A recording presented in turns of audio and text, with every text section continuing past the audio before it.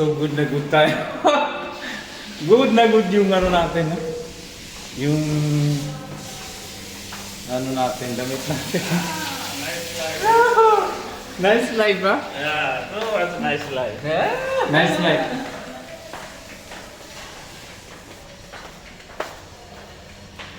Nice life tayo. Oh! Hindu? No. You?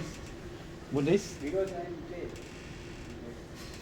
No putting like this one? No?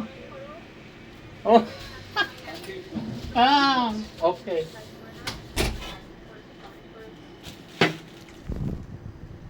So guys, ito yung ano na tradition nila na maglalagay sila ng powder sa kanilang mukha. So alam niyo, nagigaya na rin tayo.